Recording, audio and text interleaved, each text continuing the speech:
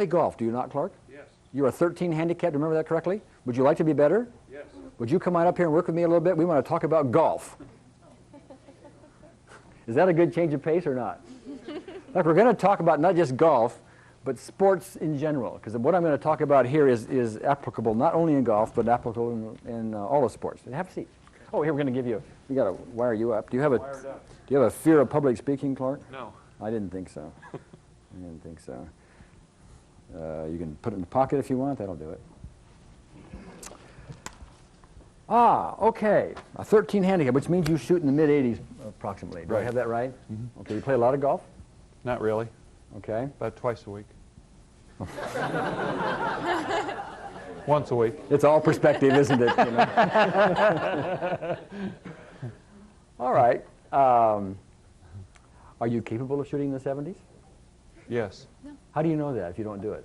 I used to. I used to do it when I was younger. Oh, but now that you're older, you can't do it? Because I don't play as frequently. Okay, but if you played more frequently, you could do it. Possibly. You sure? Not really. Okay. Remember the arm? Why don't you stand up here for a second? I want to do some arm testing with you. I'm just going to, okay. Are you right or left-handed? Right-handed. Well, for the moment, well, here. Here. I'll tell you what. We'll get this squared away somehow. Stand right over there if you would. Good. Okay, put your arm out for me. Now, remember in order to do this well, you have to be consistent, which means that you resist with all your strength every time. Okay. Everything you got every time. Okay, so let me feel your strength first of all, okay? Just so be as strong as you can, okay? Oh, very strong. Do it again, as strong as you can. Okay, say I want to shoot in the 70s. I want to shoot in the 70s. Okay, be strong. I want to shoot in the 70s. Okay. Say I want to stay in the 80s. I want to stay in the 80s. Okay, be strong. I want to stay in the 80s. Okay, where are you stronger? It felt like I want to stay in the 80s. Yeah, it was obvious to me. Yeah. See, now, let's do it again, okay? I want to shoot in the 70s. I want to shoot in the 70s. Okay, be strong. Be strong. I want to shoot in the 70s. Okay. I want to doesn't feel as strong. I want to shoot in the 80s. I want to shoot in the 80s. I want to stay in the 80s. I want to stay in the 80s. Okay, be strong. I want to stay in the 80s. Okay, you feel, see, you lost the spring the first time. Did you feel that difference? Yeah. Let's do it again one more time. I want to shoot in the 70s. I want to shoot in the 70s. Okay, be strong. I want to shoot in the 70s. Okay. I want to stay in the 80s. I want to stay in the 80s. Okay, be strong, hard as you can. I want to stay in the 80s. Okay, where was the difference? Do you feel the difference? Yeah, oh, definitely. Okay, yeah. All right. Have a seat. Now, what's in his way? Who can tell me now that we've had a little experience here? We need a microphone probably. Who can tell me? Yeah, but somebody say it in the microphone so it just sounds official. Who wants to say it? Reversal. Here we go. Mary's going to say A reversal. Reversal, psychological reversal. Right. Okay. Now, see, actually, I don't know if it words in your mouth, but I know my way around sports a little bit. Not golf so much, but football and stuff like that. It seems to me that in golf, that you ought to be able to shoot in the 70s easily enough, because haven't you, in all the golf you've played, shot every single shot perfectly? Have you not made a perfect wood, a perfect putt, a perfect 9-iron, a perfect sand wedge, a perfect everything? At one time or another, yes. Okay, and probably several times for each shot? You just haven't put them all together? Right. So your body knows how to make each shot? Right. Okay, and you could probably shoot par if you put it all together? Sure, I believe that. Okay, that's possible. Yes. But you're not putting it together. Right. And psychological reversal is a major contributor to that. Okay. I can understand that. Okay, do this. Even though I'm not shooting in the 70s, even though I'm not shooting in the 70s, I deeply and completely accept myself. I deeply and completely accept myself. Again? Even though I'm not shooting in the 70s, I deeply and completely accept myself. Even though I'm not shooting in the 70s, I completely and deeply accept myself. Okay, stand up and let's see if that changed you at all, okay? Okay, remember, hard as you can each time. Okay. Okay. Okay, let me just feel your strength first. Okay, good. All right, say I want to shoot in the 70s. I want to shoot in the 70s. Hard as you can? I want to shoot in the 70s. Okay. I want to stay in the 80s. I want to stay in the 80s. Be strong? I want to stay in the 80s. Okay. You notice the difference? Yeah, there is a difference. What was the difference? There was more of a shift of strength to the first statement, I want to shoot in the 70s, that's right. and there was a shift out of the other statement. What we did is we corrected your reversal, at least for now. Okay. See, so go ahead, have a seat. As long as you are psychologically reversed, you will end up staying right where you are. You will not shoot in the 70s, as long as that's there. It's a literal block for you, okay? Now, the day is going to come, by the way, when you're going to see people on the golf course going, even though I'm not shooting in the 70s. That's true. That's very true. Now, let me ask you this. I want to go another step on here.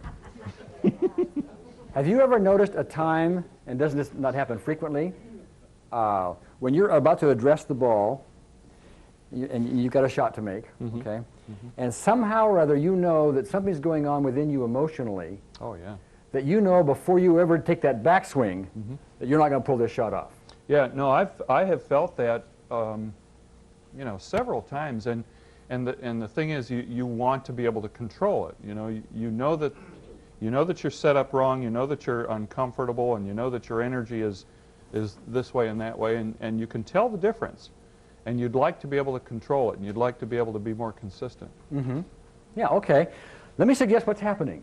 And this is a monumental thing in sports, okay? I have people that routinely do this with just tapping with golf, and they knock 10 strokes off their score. I'm talking about mid-90s to mid-80s.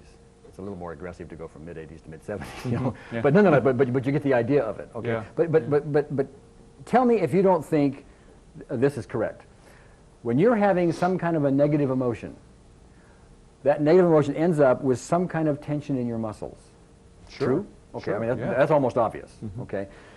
When you have tension in your muscles, well, let me back up a second. Is timing, when you swing a golf club and hit a golf ball, very important? It's critical, yeah. Yeah, it's everything. Yeah. If you're this far off hitting that golf ball, that's a slice or a hook, right? It's a Mr. Made putt.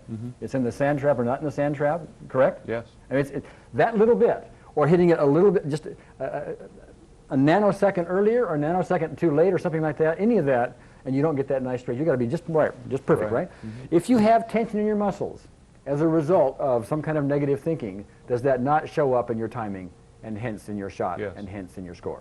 Okay. So when you're about ready to address it like this, the ball, and you know something's going on, what you're doing is some kind of negative stuff going on in your head, whatever it is. And by the way, golfers are notorious at this. They walk around and say, I couldn't buy a putt today to save my soul, and how come I do this, right? You probably say it yourself. Yeah. Okay. It's a great place to beat yourself up, is the golf course, right? Yeah, it is. Okay.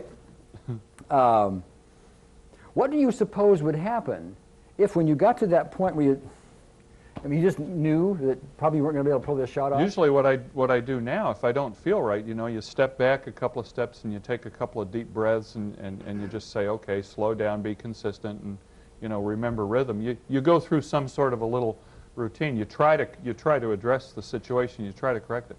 I don't have any trouble recognizing it, but I have trouble with, you know, what to do. Well, guess what? Tap. You have a new tool, okay? Yeah. By the way, this is not just golf. How many here know who Shaquille O'Neal is? Yeah.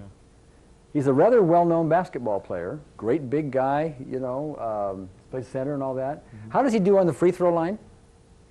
Miserable, absolutely miserable. I mean, he's had a special sports coach come and help him to get from, I don't know, 35% to 50% or whatever it's been recently. And you know, a good pro basketball player shoots 80%, 85%, even more from the free throw line, typically. Okay. When he gets on the free throw line, he gets psychologically reversed against making free throws, and that's why. Okay. Same with Wilt Chamberlain. Wilt Chamberlain was one of the greatest basketball players of all time. 35% or so from the free throw line. Okay. Every time he got on the free throw line, he just couldn't sink one of those things to save his soul. Okay. What I'm going to suggest to you is that you do the tapping before you ever start your golf game. First of all, I'm going to give you these suggestions because it works out differently for different people. I've had some people that just go all the way around the course and they tap for every shot. That's difficult to do because you got people waiting for you and things like that. Okay. Other people, all they will do is just tap before, you know, the round. In both cases, we've had marvelous results. One thing I would suggest you do, and this we would do by practice, is remember I talked earlier about finding your point, like it might be here or it might be, and there might be one point that is particularly good for you, okay? As you do these techniques, it may be here or wherever it is, but find your major point. And what I would do before you addressed any shot is I would just do this first routinely, you know? I mean, you're getting your club out, and then I would shoot your shot. The use for this how many of you are prolific or proficient in some kind of play some kind of sport, you know, tennis or golf or something like that? Okay. Use this for that sport and watch your performance. You play tennis, do you not? Yeah, okay. You keep using it. You know, you're going to have the microphone here a second. Yes, I use it for I play tennis. Yeah. Keep using it, and what I would do it for, by the way, is let's just say there's a part of your game that needs help, like your backhand, okay? Right. Okay, and maybe when you do your backhand, it just doesn't flow well, or whether shot, forehand or serve or whatever it is that doesn't do well. But it just doesn't flow well. You keep doing this, even though I have this problem with my backhand or my overhead or whatever the case may be, you'll find yourself flowing better. And the way you will know you are improving in your tennis overall is not like Clark will, because it's in his score. Right. It will be whether or not you are consistently beating those better players and you move from a B player to a B plus player or whatever it is. So if you don't know the exact shot, you start in a more general sense, say, before I go out to play, I start the Yeah. game. Sure, you can do that, but if there's if you're having a problem with a I particular mean, I kind of know shot, when my serve is off, that's pretty obvious, but the game happens so quickly, it's hard sometimes to pinpoint. well, don't you usually know is a weak part of your game, like coming to the net is a weak part of your game, or your Yeah. overhead shot is a Yeah. weak part of your game, or Yeah. something like that? Mm-hmm. Okay, it's a weak part of your game because you probably have psychological reversal on that part of your game. Okay. Okay, back to Yale there, if you would. I'm sorry. Yes, Yale. I play tennis too. What would you actually say? Well, what would be a weak part of your game? Well, just, okay, say my serve. Your serve. Okay. I mean, they're all weak, but Even though I don't flow well on my serve, I see. if flowing well on your serve adequately depicts the way you would describe it. Find some way, something you need to have happen in your serve is not happening. And even though I'm not, whatever that is, and off you go. You know, go ahead, Larry. How do you deal with the psychological reversal when you're alone and you're trying to figure out whether that's push on going your on, since nobody's pushing on your arm?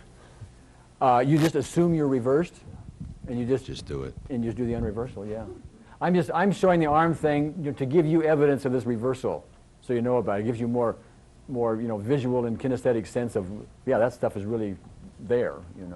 But you got to play with this. I mean, you may have to do a whole round for a while before each shot or before each hole or something like that. Mm-hmm.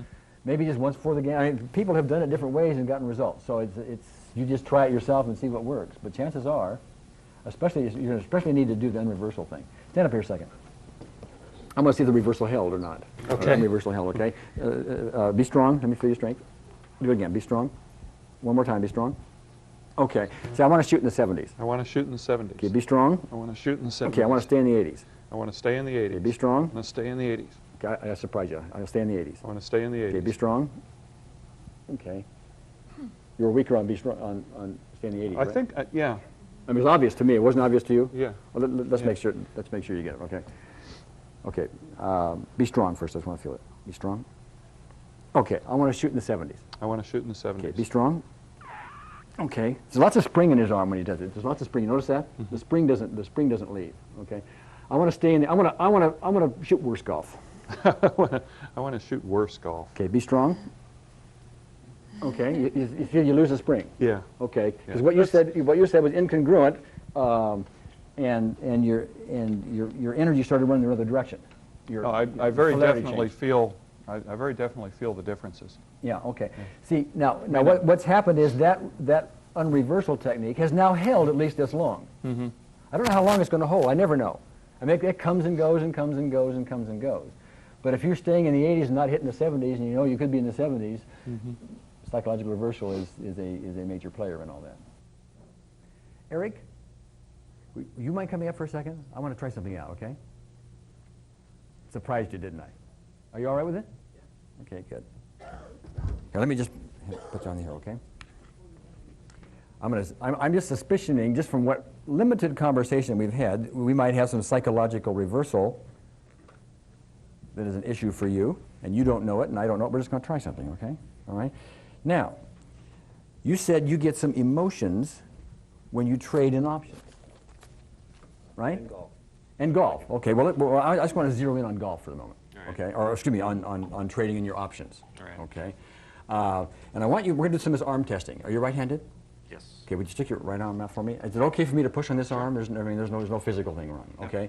Now remember how we do this, you need to be consistent. That means you need to resist with everything you have each time. Right. 100%, all right? Okay. So right now, I just want you, when I say be strong, you be strong, okay? So do it right now, be strong. Okay, now I want you to say, my name is Eric. My name is Eric. Be strong. Okay, say my name is Georgia. My name is Georgia. Be strong. Okay, you feel the difference? Yeah. Okay. You were weaker on Georgia, right? Right. Okay. Now, remember, I want you to be strong. Say, I want to be a proficient, I want to be an ecstatically successful options trader. I want to be an ecstatically proficient options trader. Be strong. Okay. I want to blow my options trades. I want to blow my option trades. Be strong. Okay. Do we see, do you notice the difference? Yes. It was obvious to you, was it not? Yes. Okay, we have psychological reversal. It's not a character trait. You know, you're okay, all right? But it happens. And as long as you are psychologically reversed on trading your options, you are more likely to make some of the mistakes you don't want to make than otherwise. You're more likely to get more emotional about something, you can be impulsive in some of your trades and make some decisions you shouldn't make and so on and so forth, okay? So do this for me, Eric, would you? Even though I have this option trading problem, Even though I have this options trading problem. I deeply and completely accept myself. I deeply and completely accept myself. Even though I have this options trading problem, Even though I have this options trading problem. I deeply I deeply and completely accept myself. One more time. Even though I have this options trading problem, I deeply and completely accept myself. Put your arm out here for me, okay? Okay, remember, you have to be as strong as you can every time, okay? Say, I want to be an ecstatically successful options trader. I want to be an ecstatically successful options trader. Okay, be strong. Okay, I want to blow my options trades. I want to blow my option trades. Be strong. Okay, you notice the difference? Yeah. Okay? The only thing that happened there was I had him do the psychological setup, if you will, for that particular issue. Now, what's interesting is we don't know how long that lasts, and it probably is not going to last, this is my guess, a long time, like between now and next month and tomorrow morning when you start, looking at the markets again, okay? Chances are it's going to keep coming back to you. So you need to do that with some frequency. I would do that several times a day, that little process, several times a day. The difficult thing with having people do that is not that it doesn't work, it works very nicely. See, you won't feel any different. You don't feel any different now, do you? No. No, I mean, nothing left your body and you don't feel like flying or anything like that. I mean, you just feel like Eric, right? Right. Okay. And you won't feel any different in the future, except your decisions are going to be different. Okay, but you need, I gave you this as a tangible view for yourself about what goes on. Okay, and it's in your way. It'll be in your way. Okay? Just so you know that. Okay. Aren't you glad you came up? Sure. Okay, good. Yes? I don't think that you have Eric up there now. We had talked a little bit, Eric, about procrastination, and you may want to address that with him. Yeah, I had that here. I had your procrastinate, fear of failure, fear of success. And these are sort of, like I talked to you on the phone, these are sort of general things. See, a fear of failure, fear of success is kind of like the self-image thing. It's a general thing, and it's made up of, trees in a forest of maybe they have rejections in it or so on. So you'd be afraid of succeeding because if you did, then you bump into a tree that says, gee, if you fail, there's penalties for that or something like that. Right. Or you'll never make it, or you're not good enough to do that, or whatever. I don't know what gets around up there, okay? We all have our versions of that stuff. What I'd like to do is this. Put your arm out again, okay? I'd like to have you say, I want to be successful. I want to be successful. Okay? So I want to be a failure. I want to be a failure. Okay, I like that one. Okay, let's do that again. I didn't do this well. I want to be a failure. Excuse me, I want to be successful. I want to be successful. Be strong. I want to be a failure. I want to be a failure. Okay, be strong. Okay, now I couldn't tell. Could you tell the difference? Yeah, that's the reverse that time. Which was stronger? The second time,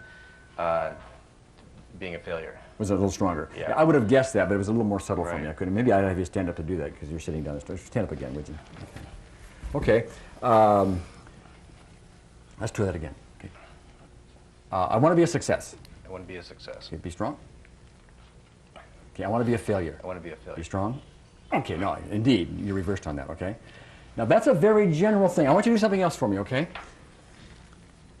Be strong as you can every time, okay? I want to be happy. I want to be happy. Okay? I want to be miserable. I want to be miserable. Okay, be strong. Okay, whether you're stronger. Being miserable. Okay, have a seat. Have a seat. Do this. Even though I'm not happy, Even though I'm not happy. I deeply and completely accept myself. I deeply and completely accept myself. Even though I'm not happy, Even though I'm not happy. I deeply and completely accept myself. I deeply and completely accept Again. myself. Yeah. Even though I'm not happy, I deeply and completely accept myself. Okay, stand up again for me, would you? Okay. I want to be happy. I want to be happy. Okay, be strong. Okay, I want to be miserable. I want to be miserable. Be strong. Okay, where were you stronger? Happy. I want to be happy. See what that does? Isn't that interesting? It clears away a lot of stuff. I just don't know how long it's going to last. Okay? So yeah, but I'll tell you one thing. If you keep doing that, Eric, over and over and over again, and you can do the rest of tapping for individual things, 'cause I'm sure you can go back in your history and you can find some things where you had rejections and blah, blah, blah, all this stuff, okay, that we've been working on. Pick out those trees, deal with them individually, but I would also do this on the journey, even though I'm not happy, because you want to pick a general thing, or even though I'm not successful, you may prefer that. That's also a general thing. I deeply, completely accept myself, and I would do that. How long does that take? About 8 seconds, 9 seconds once you get it done? Several times a day? I mean, here's a great way to do this, by the way, because a lot of people just forget. If you are psychologically reversed, you self-sabotage yourself, which means you won't do the tapping to begin with, because that's something that will help you, right? All right, so it's that circle that goes on.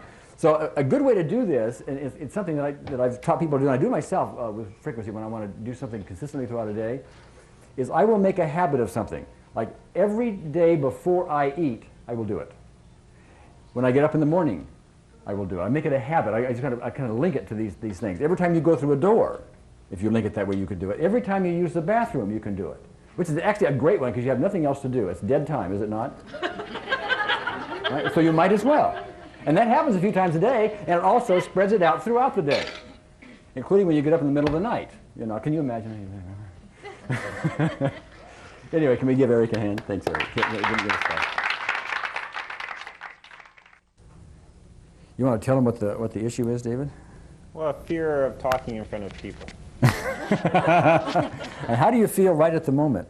Well, my stomach's definitely a little upset, although I cheated. I was working on it before. Yeah, he's been tapping. See, I said don't tap, so he's coming up. He doesn't have a full-blown thing. So on a scale of 0 to 10, what would you give that stomach issue right now?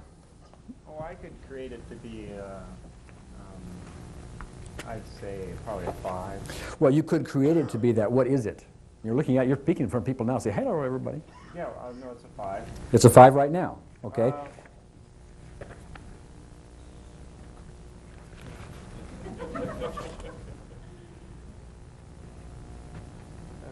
It's a 3 right now. It's a 3 right now. What happened to make it go from a 5 to a 3?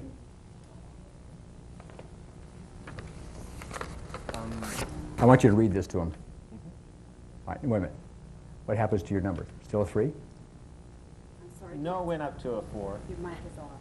Oh, mic is off. Well, we're going to take care of that somehow. It's off? Now it's on. Is it still a 3? Oh, no. Oh, there we go. What? Okay. Okay. Now, when I asked you to read that, because you told me before reading something would be a problem, was it still a 3? No, it went up. To a what number? Oh, I said 4. Okay, all right. You told me on the phone that you would get very intense about this, so you've been doing some tapping in the meantime, haven't you? Yeah. Shame on you. So he's coming up here with a 3 or a 4 intensity, all right? So he's coming down, so you're not going to see the contrast you might ordinarily, but yeah, what you told me on the phone was if you had to, like, read a poem or something like that in front of people, you'd have big-time intensity. So I want you to go back to the intensity you would have normally expected to have, and I want you to describe that, okay? Yeah, well, a lot of times right before I'm supposed to speak in front of a group of people, I get my stomach really just going crazy. I can't be present to what I'm saying. Often when I get done speaking, I don't even know what I've said. Okay, are you a 3 or 4 right now? Yeah. Okay. Maybe less even. Okay, what I want you to do, and you know the process, tap a karate chop spot. Say, I accept myself, even though I have this fear of public speaking. I accept myself, even though I have this fear of public speaking. 2 more times. I accept myself, even though I have this fear of public speaking. I accept myself, even though I have this fear of public speaking. Okay, can you take your glasses off a second? You probably know how to do it. This right fear, now. this fear, Am I a teacher or what? Like, this fear, this fear, this fear, this fear, this fear, this fear. well, we're not going to do the whole thing. Okay. That's probably going to be enough. But do the 9 gamut. Remember how it goes? Oops. There you go. Okay. And it's helpful sometimes just to say this fear. Just say this fear one fear. time when you do it. Okay. This fear. Okay. Tap on the eyebrow. Oh, I have to do happy birthday. Oh, I'm sorry. Yes, I'm sorry. You know better than I do. 1, 2, 3, 4, 5. This fear. This remaining fear, should I do? Yeah, no, this fear. This fear. This fear. This fear. This fear. This fear. Okay, zero in. I mean, you're right there looking at. Are you a 2 or a 3 or a 4? What are you at the moment?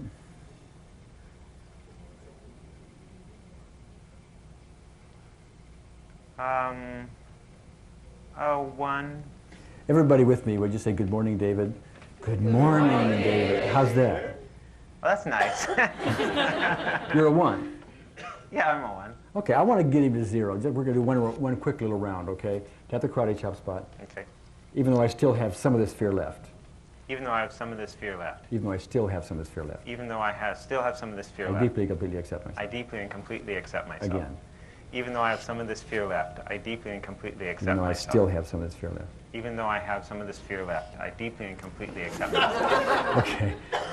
Remaining fear. Remaining fear. Remaining fear. Remaining fear. Under your eye, remaining fear. Remaining fear. Okay. Remaining fear. Remaining fear. Remaining fear. Okay, now I want you to do one more thing, which we could have done instead of this whole passing. It's one of the shortcuts I'm going to show you a little bit later. I want you to tap the gamut spot, okay? I want you to leave your head steady and look straight out that direction.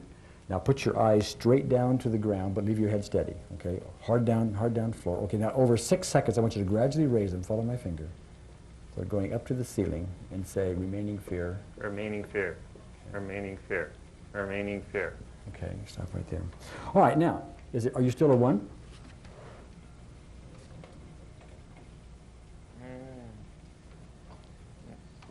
No, I think I'm a 0. Okay.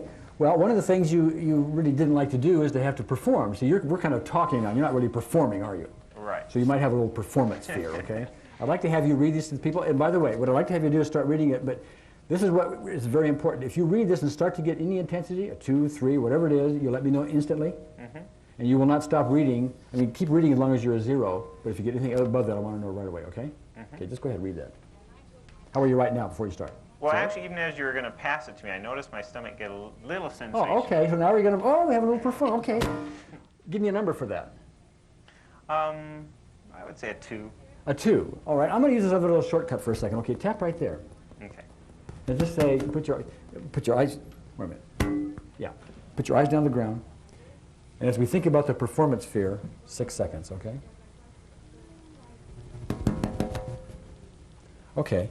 Now, go ahead and start reading. And tell me, where are you right now? A 0? Yeah, 2? 0. Okay, all right, go ahead. Ever since I was a little kid, I didn't want to be me. I wanted to be Billy Windledon.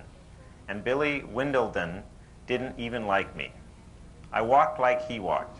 I talked like he talked. And I signed up for the high school he signed up for. Which was why Billy Windledon changed. Actually, I noticed sometimes when I stutter on a word, I notice a sensation in the stomach. Was it enough to stop with? I would say definitely it goes to a number. It's something that makes me lose thought of like. Okay. You know what I mean? It's like I go into my. First of all, I'm going to add to your performance anxiety a little bit. Okay. Okay. That is not Billy Windledon or whatever you said. It's Billy Whittledon. Okay, Whittledon. Whittledon. You mispronounced it. Okay. Do you always do it that badly? Yes. Okay. Now, when I say that, does that give you any intensity? A little. Okay, let's take the glasses off, okay? I accept myself, even though I have a performance intensity.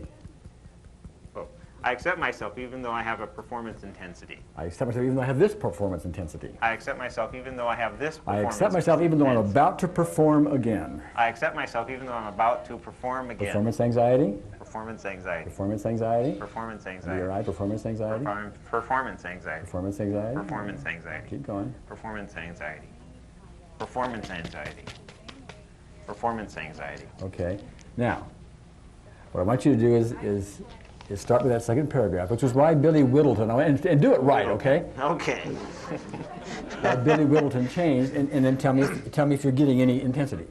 Okay, which was why Billy Whittleton changed. He began to hang around Herbie Vandeman. He walked like Herbie Vandeman. He talked like Herbie Vandeman. He mixed me up. I began to walk and talk like Billy Whittleton. What's that? Whittleton. Whittleton. Who was walking and talking like Herbie Vandeman. And then it dawned on me that Now, wait a minute. You just made a mistake. What did that do for you? Oh, not too much. I don't Okay. think zero. All right, great. All right. I thought it was kind of funny, too. Yeah, all right. And then it dawned on me that Herbie Vandeman walked and talked like Joey Haverland. And Joey Haverland walked and talked like Corky Sabinson. So here I am walking and talking like Billy Whittleton, imitation of Herbie Vandeman's version of Joey Haverland, trying to walk and talk like Corky Sabinson. And who do you think Corky Sabinson is always walking and talking like? Of all people, Dopey Wellington, that little pest who walks and talks like me. Okay, now, on a scale of 0 to 10, as you went through that, did you find yourself 0 all the way through? Did you go up and down? What happened? Oh, actually, it's interesting. I noticed a sensation in my legs. It's little, like Okay. it's like a 1 or something. A 1. And actually, I noticed that it's there's maybe something about the judgment of people. It's like I don't mind making the flaw. It's more what I'm thinking, what people are judging me. Okay, and how was that thought as you were doing this? Well, Mispronouncing words all over the place. Right. It would get more intense. Would get or Go- did get? It did. Oh, it did? Okay. Give me numbers for it. About a 3. Okay. Now, what I'm going to do here is, we've got you to a point, because tapping you did before, as well as tapping you've done now, you've gotten through this. I don't want to put words in your mouth, you tell me. Was that easier for you to do than you would have expected? Oh, yes. Majorly different. Yes. Majorly different. Well, don't use my words. Use your words to describe the difference from what you would have expected. Well, I would have thought just coming up here in the anticipation of doing something like this, I would have been an 8 or a 9. Oh, okay. All right. As it was, you came up at a 3 or 4, having tapped before. Yeah. Also, it would have been worse the first evening when after I get to know people, I notice it's a difference too. Okay. All right. It would have been very interesting to do this like first event. Okay. Okay. All right. What was the thing you got to a 3 on a minute ago? You said, oh, people's judgment of you. Okay. I'm going to do one more little round just for his use. There's not much way we're going to be able to test this, but I just want to use this because he's noticing that he has some intensity as he thinks about people judging him. Okay. And we all do that to a degree. But what is that a negative thought, by the way? Is that a negative emotion? Yes. And what's the cause of all negative emotions? Okay. That's right. And if we have a negative emotion that somehow limits us in our performance, like in what we're doing in front of an audience, etc., and it can be neutralized, is that worth doing? That's what we're going to do here. We're going to take that, we're going to neutralize that, using one more round of tapping. And if, by the way, you get up to do any more speaking in time, if something comes up, it's going to be because there's yet some other aspect. It's going to be a bigger audience, or maybe it's going to be the first night instead of the second night, or some other thing, okay? But after a while, you do this, well, I don't have any fear of public speaking myself. I rather enjoy doing it, and you'll get to that point. But anyway, take your glasses off. I accept myself. I accept myself. Even though I have a fear of people judging me. Okay, even I have okay. I accept myself even though I have this fear of people judging me. I accept myself even though I have this fear of people judging me. Okay, fear of people judging me. Fear of people judging me. Fear of people judging me. Fear of people judging me. Fear of people judging me. Fear of people judging me. Fear of people judging me. I see, you want to be right about there. Right about there. Fear of people judging me. Fear of people judging me. You do the 9 gamut. Okay.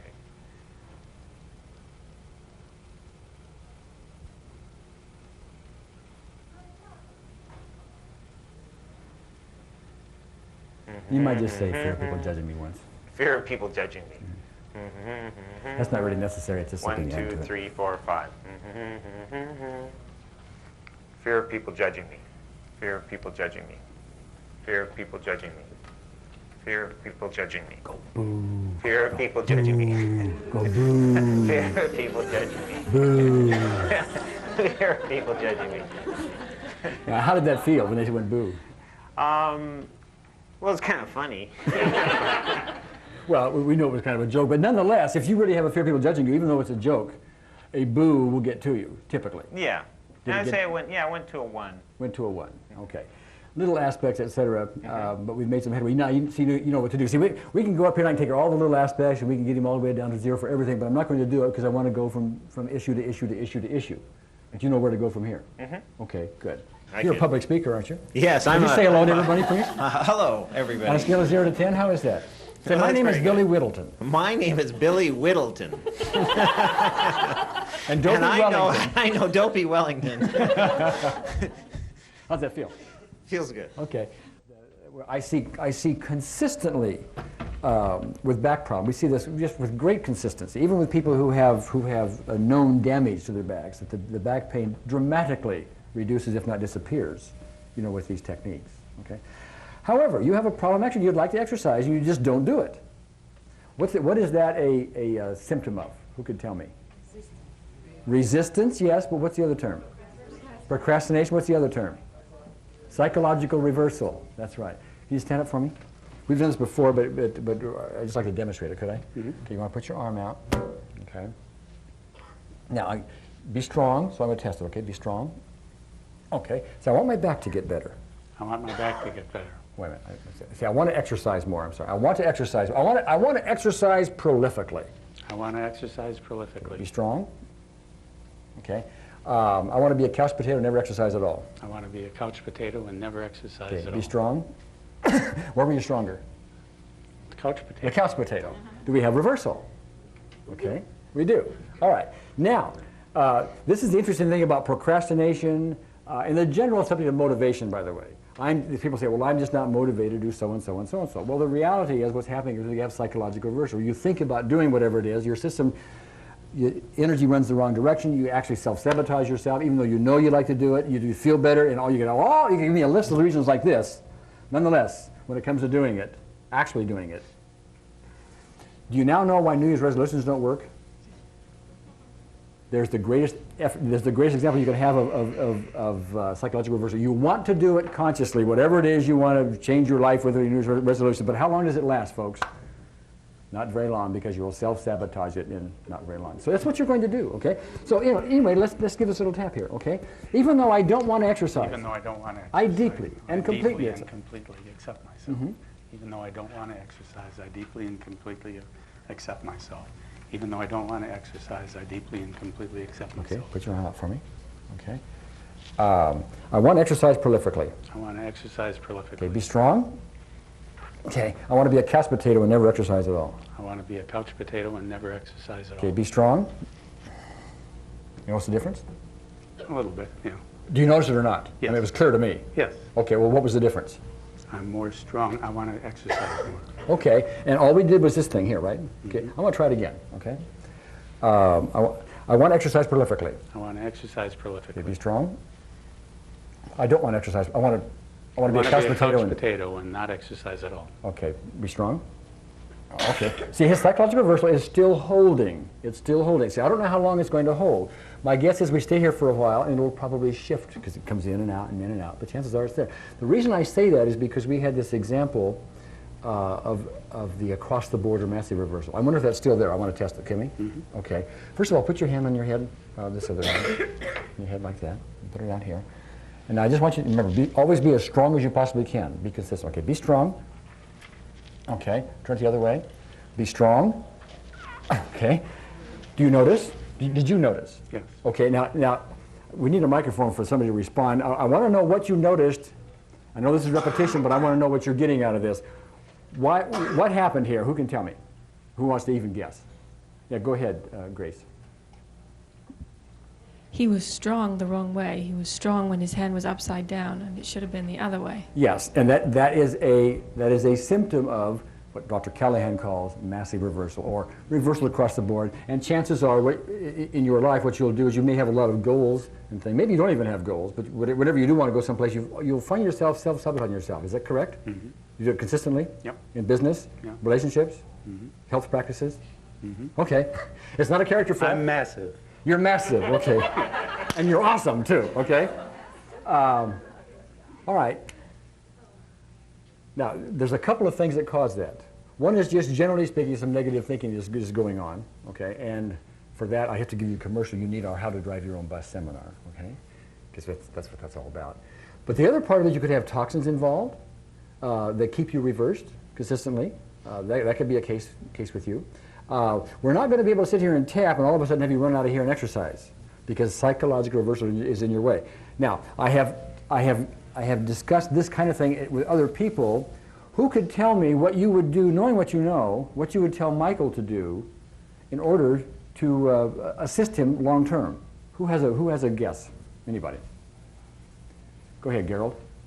Well, just frequently repeat the first step. Even though I'm reluctant to exercise, I accept myself deeply and completely. Yes, that's right.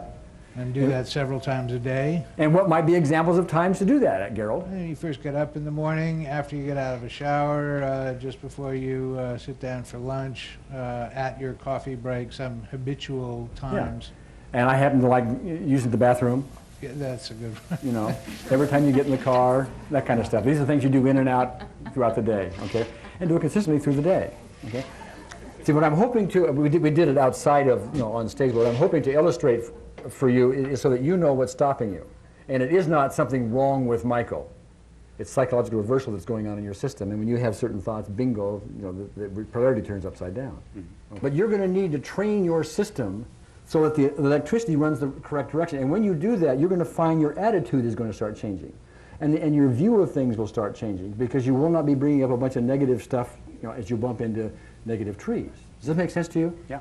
Okay, but I will tell you this, and anybody else who wants to do this kind of thing, once you do this, you don't feel any different. Like Kathy felt different. Okay, you don't feel any different doing this. It just, and your whole movement is going to be very subtle.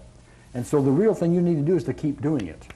Keep doing it. So I would do it on these times where it becomes a habitual, like going to the bathroom and every time you eat and da-da-da-da-da-da. Okay? Mm-hmm. All right, great, thank you. Persistence. Remember something, you are doing this whole process in a way blindly, in a way in the dark, because you're not seeing anybody's energy system, are you? Okay. You don't have any way to diagnose whether indeed they need the setup for sure. You don't even have any way to diagnose whether or not you have gotten by the setup, except for the fact that it's not working, because if you don't get by the setup, the rest of it won't work. So you have a few clues along the way. So the order of the day is persistence. Persistence, persistence, persistence. If it doesn't work today, as you'll learn later, it may be because of some kind of irritant to your system called an energy toxin.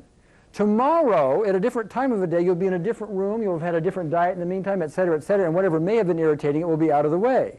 So you do it again. Persistence, persistence, persistence, persistence. And let me make a point here if I can. One of the most common issues that people would like to have some improvement on in their world is what they call self-image. Now, self-image is a great big broad term. It is made up of lots of little problems. If you have a fear of rejection, well, that's a tree in the forest of self-image, if you will. If you have phobic responses to something, you typically say to yourself, well, I'm not like other people. That's another little tree, or a big tree, depending, in the forest of self-image. If you have anxiety, if you have physical pain, and all of those things, all of those are messages to yourself at some level that say, well, gee, I'm not as good as maybe I could be, right? And they all do that. And to the extent you take those trees and chop them down, there is less and less and less in the way of the self-image. And a better, more joyous self-image comes up because there's less holding it back. So I point that every single tree we cut down for emotional freedom gives you release towards a better self-image. I want to suggest something to you. What I have done up here on purpose for the purpose of teaching is to show you contrast. That's one reason we deal with phobias, like I said, because people go, oh, like that, and then they have a much reduced response to an otherwise phobic thing, okay? So you can see it. It was an 8 or it was a 10, and now it's a 0 or a 1 or a 2 or something like that. So it's very dramatic, and you can see that. Most of the things we deal with aren't that dramatic.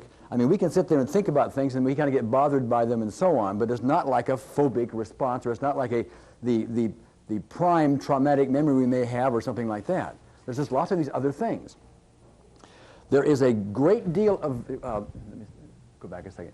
You do not need, this is very important to understand, you do not need to zero in on some problem, get yourself all emotionally intense about it, find that you're an 8 or a 9 or something like that, and then get yourself down to a 1 or a 0. The reason I do that here is it's a guideline for me to know where people are, from an 8 to a 5 to a 1 to a 0 or whatever. And it's a good teaching tool because you see the contrast, and the person themselves see the contrast. So that's wonderful. But you don't need to do that. Remember, taking EFT down and simplifying it, all you need to do is to tune in to the problem. That does not mean visualize in vivid detail your problem. It does not mean that.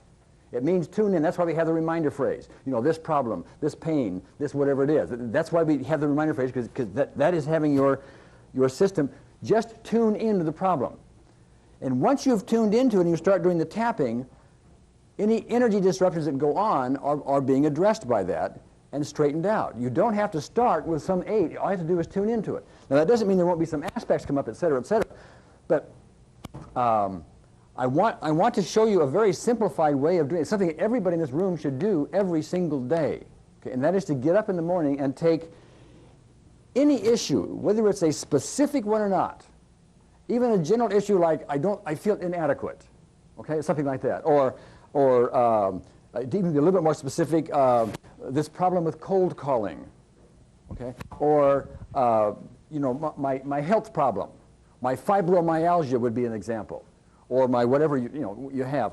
And instead of taking just the little bitty pains, the bitty things, take some general thing. And even though I have this, and go through the whole process once, that takes 1 minute to do the entire basic recipe. No shortcuts, no nothing, just do the entire basic recipe. Takes 1 minute, and then assume there are aspects you haven't addressed, because you're not going to feel any different.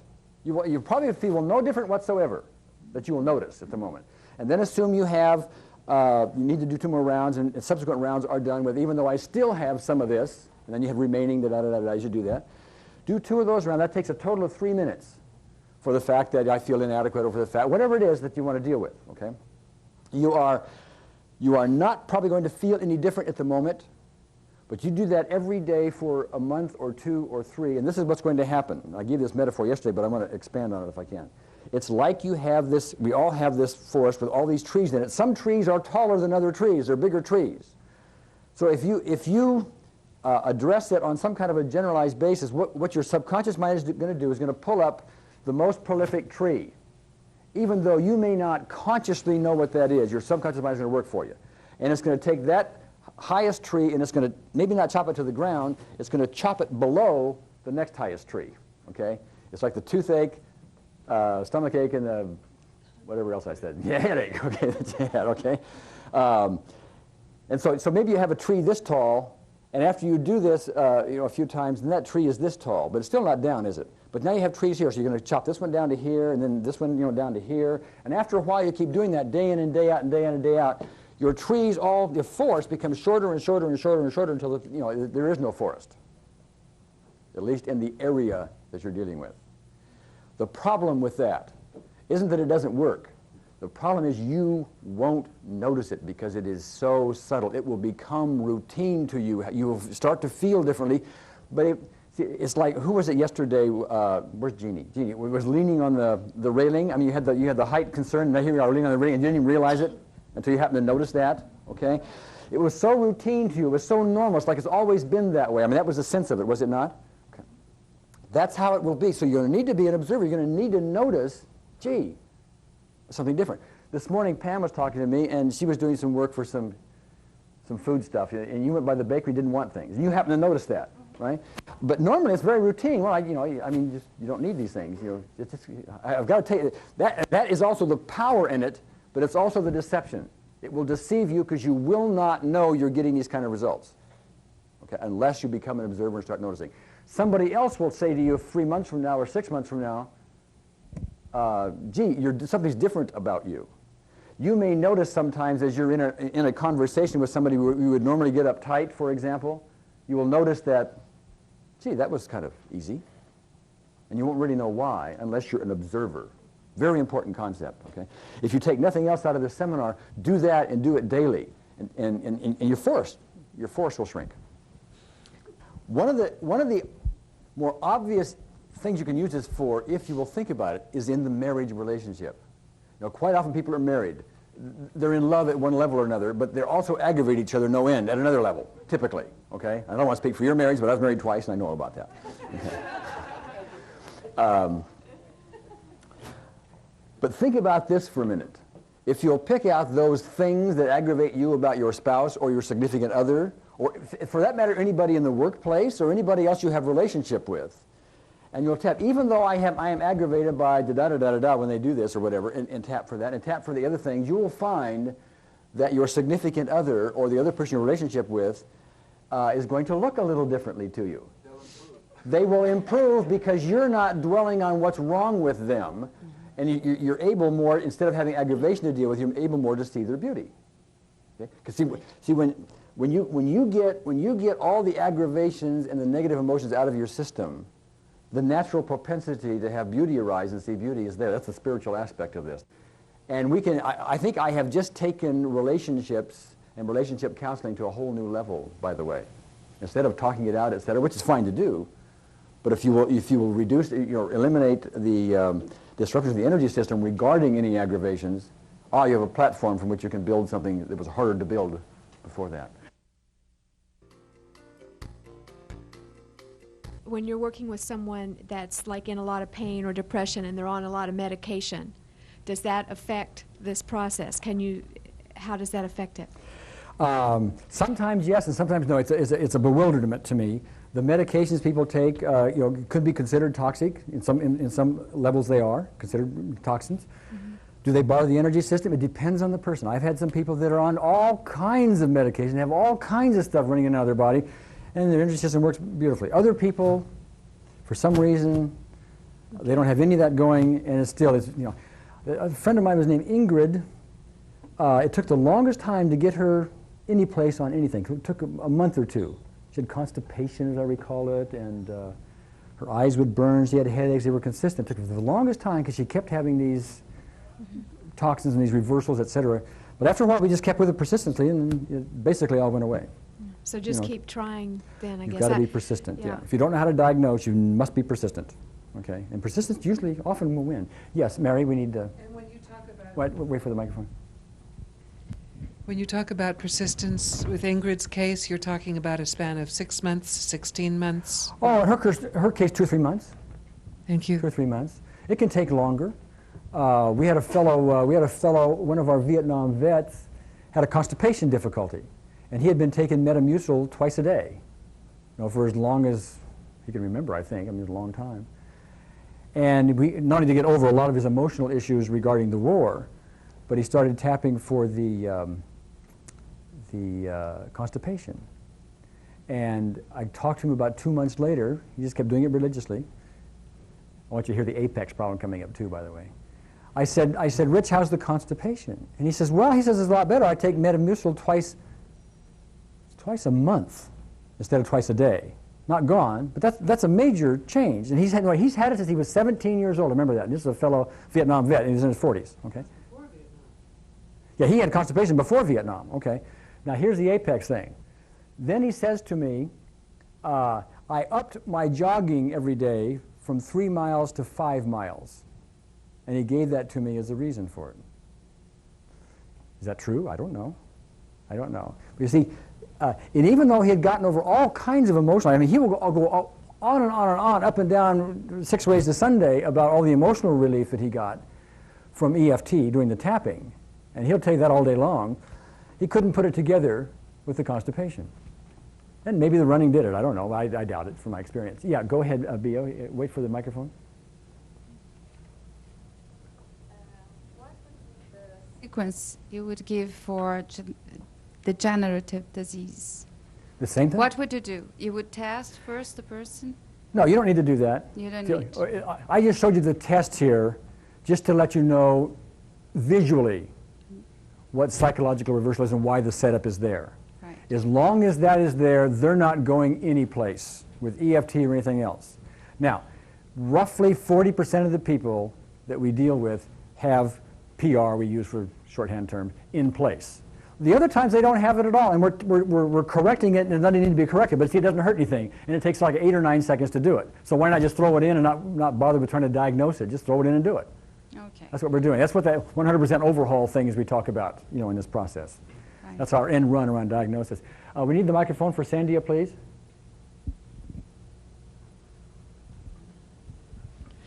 You've been doing the tapping procedure pretty fast. Yes. Should we follow and do it, that fast? You will naturally do it that fast as you get more and more proficient with it, because you'll just want to, click it right off. Sometimes you can do it too fast. If you're not noticing any result, you may want to slow down a little bit. We tell you to tap 7 times. We mean that we're trying to overdo it. I typically don't tap it 4 or 5 times, and that's usually accurate. But remember, you're beginning students in this. I want to give you something that's going to work for you. What difference do you care if it's 4 times or 7 times? I mean, what difference in time does that take? So to be thorough, do the more thorough version. But you did indicate before that there was perhaps a benefit to doing it fast. So that's why I'm asking. Oh, the only benefit is this. If you're suspicioning, by what's going on, that the psychological reversal, the setup, you're not getting beyond it. That is, you correct psychological reversal and bingo, it comes right back and stops you. Then you're going to want to correct it, and before it can come back, you want to start doing that tapping real fast. That's the only reason you do it fast. And I do that very fast sometimes when I suspicion that. That's my experience here. That's my experience. And by the way, this is all the art to it and the little fineries and so on and so forth. I will repeat again what I said yesterday, when you're watching the Dave tape and before that. When we show you that basic recipe, that longer version of it, if you just take that basic recipe, forget about the shortcuts and all of that, and just do that persistently over and over and over and over and over again, great results are in store. That's been our experience. Okay? The rest of it's nice and refinements, and I'm showing you some other things you can do with it. Okay? I mean, this looks like it's going to work really well if you use it on yourself. My question is that if suppose you had a stroke victim, you had an elderly person who wasn't able to go through all these motions and everything. Is there some way, or as I talked to you on the phone the other night about, I have an infant in the house, is there some way that we can do this on somebody else? Oh, indeed. Indeed. The difficulty with dealing with an infant who cannot talk is if they happen to be reversed, they don't know how to say, even though I have this, whatever, I deeply and completely accept myself. However, you can grab their little hand and you can start tapping like that, and you can talk to them. You can say, even though you have this problem, it's okay. Even though you're crying, or even though you have this or whatever, it's okay. Even you have it, it's okay. And then you can just tap for them. And as you do it, you can just say some things, like this problem you're having, this pain in your stomach, this pain in your stomach, this pain in your stomach, and you just do that for them. And you should have some good results. I dealt with a little girl who had a phobic reaction to fire because at a very early age she saw some fire in her kitchen with her mother, something about the burners, and it blew up or something like that, and she got very petrified of fire. She was about 5 years old when I talked to her. And she was a bit too young, for me to deal with on an adult level. So I did this with her, and we made a game out of it. And I just had her tap here, and I said, when we tap here, what we're doing is we're just going to tap out that fire. Okay? And even though you had that fire, it's okay. It's okay. There's nothing wrong with you because you had the fire. Okay? And then we just say, stamping out that fire, stamping out that fire, stamping it. Work fine. A little creativity.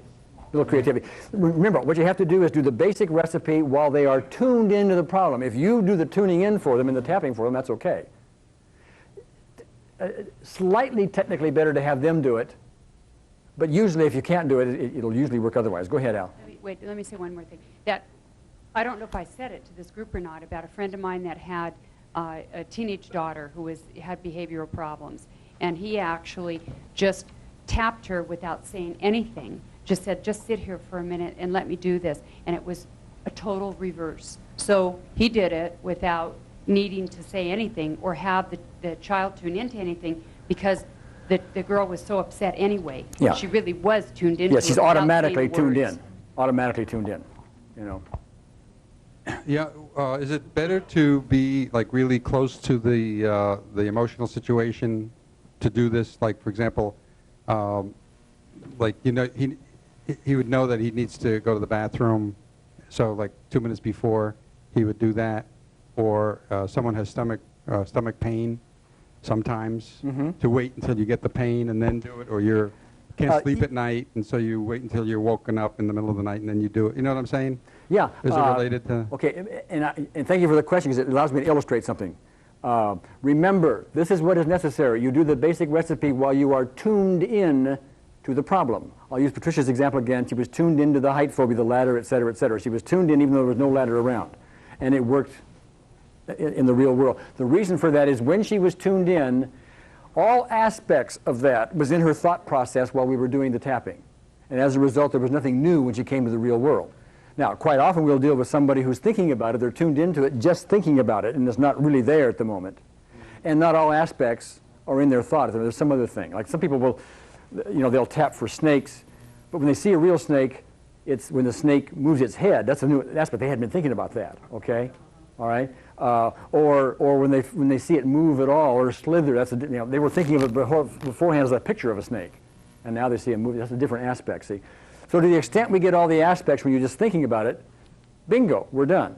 If not, then we have to go through them and they'll show up in the real circumstance. Yes, Jen? Along that line, so if you were working with somebody who said they wanted to get rid of their phobia about snakes and you asked them to, to tune into a snake, and they went through that whole thing and got to a 0, might you then say something to them like, now once you, well, I guess like you did with Jed, imagine a time when you actually saw a live snake, or imagine if there was a snake on TV moving.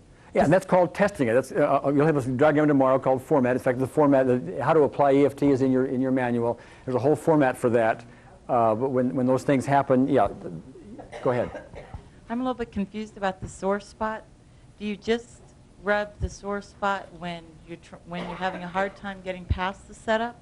Yeah, rubbing the sore spot is an alternative to tapping the karate chop spot. In both cases, you say that same affirmation. So we can do either or? You can do either or. This one is a little more powerful, but it hurts. This one works most of the time and doesn't hurt. Okay. I almost remember very little of my childhood. 90% of it just isn't there in my conscious memory. And I'm certain there are several aspects of that which still affect me, but I don't know which particular ones. So how would I handle that? All right. Great question. And that brings me to a very important academic point, okay? And this is something you really need to know as part of the art of all of this. When you have a very simple delineated, itemized thing, okay, like the time my father rejected me at the beach, okay? You can deal with that one, and it's all in a little box, and you can deal with it, and when it's gone, and you've done it, okay? But how about the more general issue, my father rejected me? Now that's made up of lots of little pieces, or could be typically, isn't it? I mean, there are probably several rejections, if you will. But if you don't remember the different objections, your subconscious mind will do something for you if you're patient. And that is what you would do. What you would do is you would start the whole process addressing the forest. Even though my father rejected me, or even though I feel rejection from my father, or however you want to state that more general thing, what will happen is even though you're not aware of it, or in your case, even though I don't remember my childhood, or even though I had a poor childhood, or even something bad happened in my childhood, if you're suspicious or whatever, okay, your subconscious mind will start bringing these things up. And it's something like this. If that forest, the floor of it is the stage, and the trees all rise, some are going to be rising this high, and some are this high, and some are kind of short, all this kind of lots of trees in it. What will happen when you do that is the tallest trees will get the tops cut off first. Okay, and it'll start taking the sting out of it a little bit. But you still got trees there, okay? But see, if you got a tree this high, then you have the next tree is this high. Once you've worked this one down and done some general stuff on it, this one's going to get pulled up by the subconscious mind, and then it will get cut maybe in half. Still there, but cut in half. But now the one that shows up is this one, even though you're not consciously aware of it. And so you do it again. You do it the next day.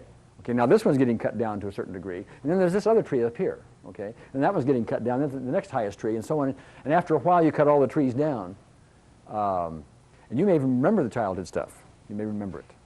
After a while. But you got to be persistent, because you'll probably will not notice the change, Meg. That's very important. You'll probably not notice the change. It'll be very subtle. Things will happen in your world. Your self-image will probably, if in fact there is some abuse or something like that back here you're not aware of, your self-image will start to rise. You'll respond differently. Lots of things will happen as a result of that, because the baggage won't be there. the trees will all be shorter and shorter and shorter, even though you never knew specifically what it was. I'll also tell you you'll probably find a few things specifically that will come back as you address it.